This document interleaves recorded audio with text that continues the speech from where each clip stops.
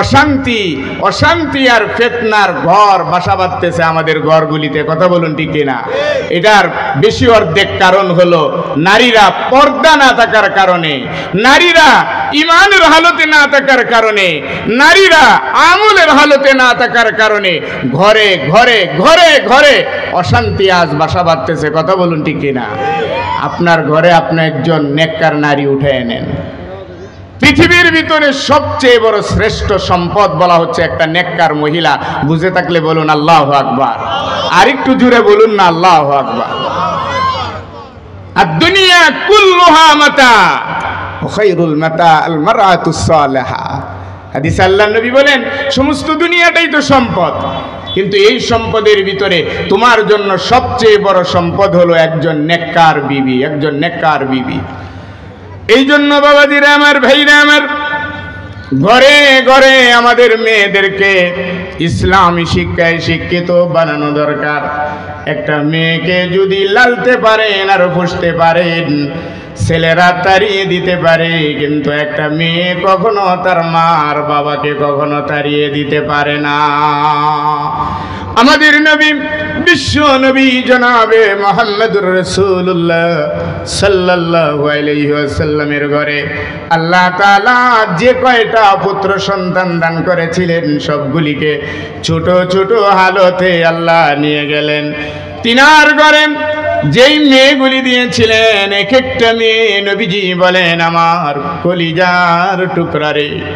ছেলে সন্তানগুলি চলে যাওয়াতে আমি বিশ্ব নবী একটু মনক্ষুণ্ণ হই নাই, কারণ আমার ঘরটা আল্লাহ পাক ভরে দিয়েছেন, সাজিয়ে দিয়েছেন উপযুক্ত মেয়েদের মাধ্যমে।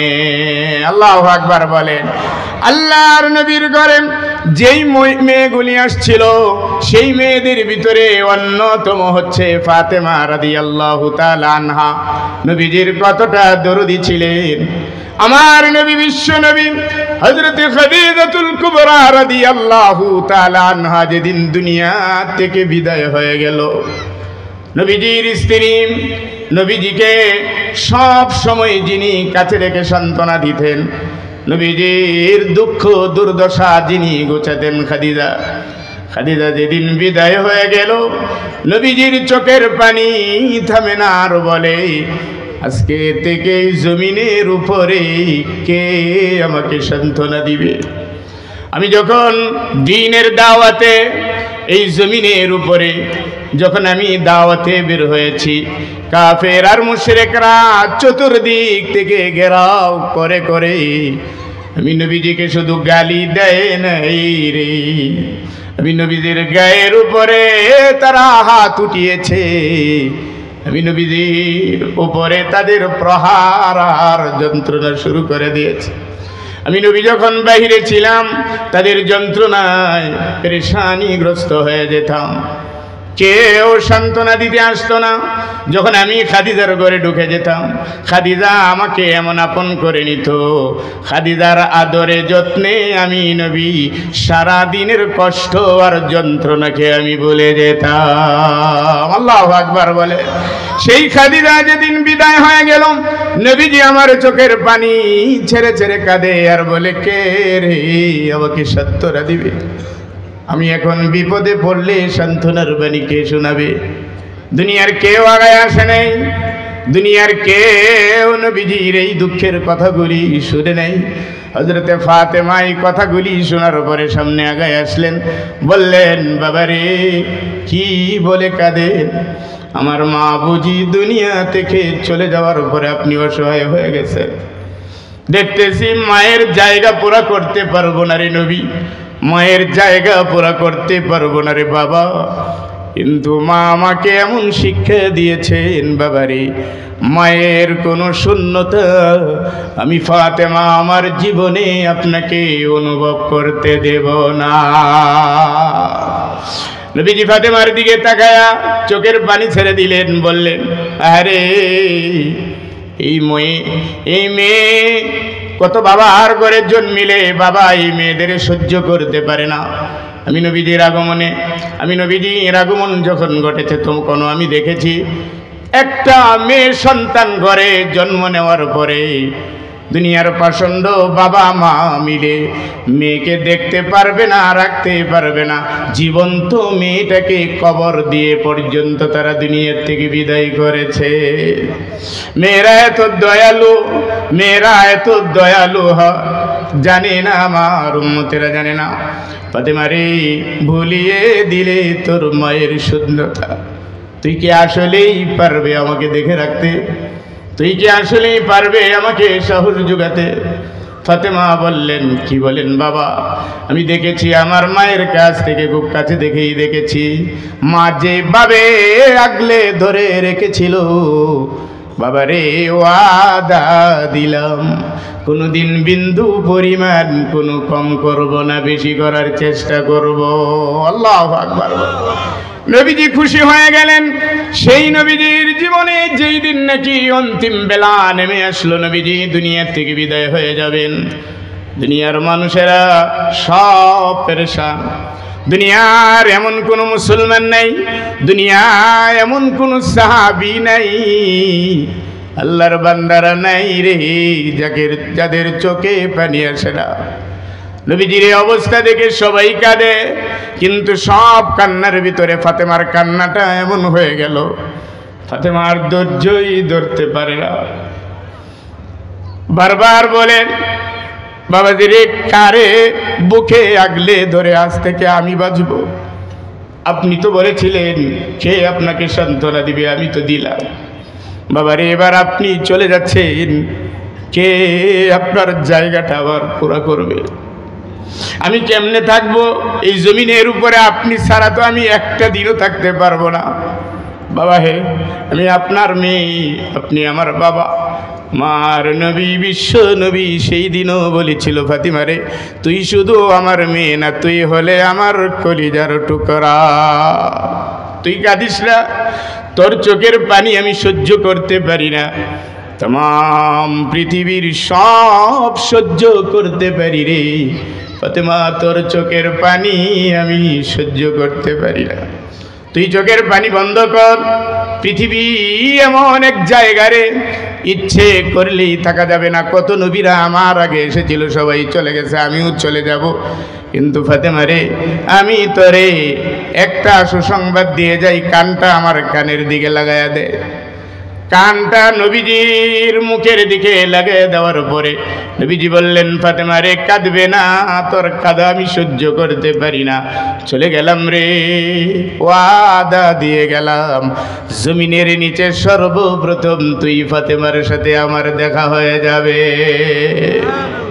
सर्वप्रथम देखा होबे इतिहासेर पाता खुले देखुन विश्व नबी चले जाওয়ার পরে एमन कोनो दिन नाई रे फातेमार चोखे बाबार जन्य पानी आसे ना फातेमार चोखे बाबार शून्यतार कारणे पानी आसे नाई एमन एकटा रात अतिबाहित हय नाई 6 मास जेते ना जेतेई फातेमा दुनिया थेके बिदाय हये गेलेन फातेमा दुनिया थेके बिदाय हवा ना बरং आल्लाहर नबीजिर साथे आगे आगे देखा हये जावा आल्लाहु আকবার बोलेन बंधुरा आमार भाईरा आमार इतिहासेर अंशटुकु शुधु सान्त्वनार उद्देश्य हलो आपनादेर सामने मेये होले मुखटाके कालो करा जाबे ना मेये होले कपालटाके खोच करा जाबे ना कारण मेयेरा हच्छे एई पृथिबीते भाग्यवती यदि ओई मेयेगुलिरे मेयेदेर मतन बानिये यदि अन्येर हाथे उठिये दिते पारी आमार नबी घोषणा करेन আমলের বিনিময়ে জান্নাতে যাবে এটা তো পরের কথা এটা বড় আশা তুই যদি একটা মেয়ের লালন পালন করে ইসলামী শিক্ষা দিয়ে পর্দার ভিতরে রেখে যদি দুনিয়ার জীবনে রেখে যেতে পারো তাহলে দুইটা ফায়দা একটা ফায়দা হলো দুনিয়ার সব মানুষগুলি যদি তোরে তাড়ায়া দেয় আর বিদায় করে দেয় আল্লাহর কসম রে ওই মেয়েটা কোনোদিন তার ঘর থেকে তোমাকে তাড়ায়া দিবে না দুনিয়ার ফায়দা হলো এটা আখিরাতের ফায়দা হলো যদি ওই বাবা ওই মা দুনিয়া থেকে থেকে চলে যায়, ছেলেরা সময় পায় না, ছেলেরা সময় পায় না। এই যে গতকাল রাত্রটা শাবানের 15তম রাত, শবে বরাতের রাত্র গেছে, কত সন্তান দেখলাম মোবাইলের ভিতরে, টেলিভিশনের ভিতরে এই রাত্রেও সময় কাটায়, কিন্তু মেয়েরা ঘরের ভিতরে তেলাওয়াত আর তাসবিহ তাহলিলাত পরে পরে শুধু মায়ের জন্য কাঁদে আর বাবার জন্য কাঁদে। কোনো ঘর বাকি নেই যেই ঘর থেকে একটা মেয়ে তার মারে স্মরণ করে নাই। সন্ধ্যার আগে আগে গতকালকের কথা বলছি, একটা মহিলা দৌড়ে আসলো। আমি তখন মসজিদে, আমার মসজিদের অনুষ্ঠানও ছিল গতকাল। একটা মহিলা এসে বলল, বড় হুজুরকে একটু খবর দেন। বের হইলাম, গেলাম, চোখের পানি দেখলাম যে চোখের পানি অজোরে ধরছে। হুজুর আমার মাও নাই, বাবাও নাই, গত শবে বরাত একই সাথে ছিলাম, আজ তারা নাই। হুজুর একটু দোয়া চাই, একটু দোয়া করবেন আমার মায়ের জন্য, বাবার জন্য। আমি চিন্তা করে দেখলাম সারাটা দিন গেল, কত কিছু গেল, কত মানুষ, কত ছেলেরা সময়ই পায় না। কখন আসবে মায়ের জন্য, কখন বাবার জন্য, সময়ই নেই। অথচ এই মেয়েটা পাগলের মতন হয়ে, গতবার হুজুর আমার মা ছিল, এবার নাই, বাবাও নাই, মাও নাই, হুজুর একটু দোয়া করেন। এই যে আবেগ, এই যে মেয়েটা, এই আবেগ নিয়ে যে একজন হুজুরের কাছে যাইতে পারে, সেই আবেগে সেই রাত্রটা দিয়ে তার মাকে স্মরণ করবে না, বাবাকে স্মরণ করবে না, এটা তো হতে পারে? অবশ্যই আমার নবী, বিশ্ব নবী জনাবে মুহাম্মদুর রাসূলুল্লাহ সাল্লাল্লাহু আলাইহি ওয়াসাল্লাম বলেছেন, মেয়েরা হলো ভাগ্যের প্রতীক, মেয়েরা হলো বড় নিয়ামত। এমন এক নিয়ামত রে, যেই নিয়ামতকে লাললে পারলে, যেই নিয়ামতটাকে যদি শুকরগুজারদের মধ্য দিয়ে যেই নিয়ামতের কদরদানি করলে বান্দারে, জমিনের উপর থেকে এই নিয়ামতের বিনিময়ে আল্লাহর জান্নাতে যাওয়াটা তোমার জন্য সহজ হয়ে যাবে। আল্লাহু আকবার বলে। এজন্যই অগণিত নিয়ামতের ভিতরে অসংখ্য নিয়ামত, ওয়া ইন তাউদ্দু নিয়ামাতাল্লাহি লা তুহসুহা ইন্নাল ইনসানা লাযালুমুন কাফফার। জোরে একবার বলা যাবে কি আল্লাহু আকবার? আরেকটু জোরে আল্লাহু আকবার বলেন। নারায়ে তাকবীর, নারায়ে তাকবীর। আজকের এই সম্মেলনের প্রধান মেহমান যিনি, জেনে খুশি হবেন, আনন্দিত হবেন, বুক ভরে যাবে আপনাদেরও। আজকের আমাদের এই সম্মেলনের সম্মানিত প্রধান মেহমান যিনি আমাদের সামনে একটু পরেই কথা বলবেন, আমার উস্তাদ এবং বাংলাদেশের অন্যতম দ্বীনি প্রতিষ্ঠান ময়মনসিংহের ঐতিহ্যবাহী বালিয়া মাদ্রাসার দীর্ঘদিনের সুনামধন্য মুহতামিম প্রিন্সিপাল হযরত মাওলানা ওয়াইজউদ্দিন সাহেব, তিনি আমাদের মাঝে অল্পক্ষণের মাঝে এসে উপস্থিত হয়ে যাবেন। আমরা সবাই বলি আলহামদুলিল্লাহ। আমিও তিনার ছাত্র, আমিও তিনার কাছে পড়াশোনা করেছি। তিনি আসতেছেন। আমি আমার কথাকে আর দীর্ঘায়িত করব না, লম্বা করব না। আল্লাহ তাআলা আমাদেরকে এই কথা বলার পরে যে বলছেন, নিয়ামতের শেষ নাই, কত নিয়ামত তোমারে দিছি, গুনে গুনে তুমি এগুলি বের করতে পারবে না, কিন্তু তুমি জালেম। ইন্নাল ইনসানা লাযালুমুন কাফফার। আল্লাহ পাক বলেন, এত নিয়ামত ভোগের পরেও এগুলি জালেম, এগুলি কুফরি করে, জালিমি করে, আমি আল্লাহর সাথে বেঈমানি করে। এত নিয়ামতের পরেও মানুষকে আল্লাহ পাক যত নিয়ামত দিয়েছেন, অন্য কোনো প্রাণীকে এত নিয়ামত আর দেন নাই। জোরে একবার বলুন আল্লাহু আকবার। কত নিয়ামতের কথা বলতে পারবো না, শুধু এতটুকু বলতে পারি, আল্লাহর নিয়ামত সারা, বক্ষণ করা সারা, গ্রহণ করা সারা একটা মানুষের পক্ষে একটা ঘন্টায় জমিনের উপরে জীবিত থাকা সম্ভব না। কথা বলুন ঠিক কিনা? এই যে শ্বাস ছাড়ছি আর নিচ্ছি, এটা একটা বড় নিয়ামত। এই যে আগে পরে খানা খাবেন, এই খানাটা, এটা একটা নিয়ামত। খানাটা পাইলেই যে খানাটা শুরু করে দেই, খানাটা শেষ পর্যন্ত খাওয়ার তৌফিকও যে আল্লাহ তাআলা দেন, এটাও একটা বড় নিয়ামত। আর কি নিয়ামতের কথা বল, নিয়ামতে ভরপুর, নিয়ামতের চাদর আমাদের উপর বিছিয়ে রেখেছেন। আর বলছেন, নিয়ামতের কদর কর, বাড়াইয়া দিব। আর যদি না করস, লাইন শাকারতুম লাযীদান্নাকুম ওয়া লাইন কাফারতুম ইন্না আযাবী লাশাদীদ। আল্লাহু আকবার বলেন না। নিয়ামতের শুকর আদায় করবে তো নিয়ামত বাড়াইয়া দিব, নিয়ামতের শুকর আদায় করবে না নিয়ামত কমাইয়া দিব, আর শাস্তি তোর জন্য অপেক্ষা করছে। এই জন্য ভাইরা আমার, আমি আমার আলোচনা আর দীর্ঘায়িত করব না, যেহেতু মহিলাদের সম্পর্কে, মহিলারা, মা বোনেরা, মেয়ে সন্তানেরা, কন্যা সন্তানেরা আমাদের জন্য নিয়ামত, আমরা এদেরকে নিয়ামত মনে করব। আর বিশেষ করে মা বোনেরা যারা শুনছেন, মা বোনেরা, আপনাদেরকে আল্লাহ এবং আল্লাহর রাসূল যথেষ্ট পরিমাণে ইজ্জত এই জমিনের উপরে দিয়েছে।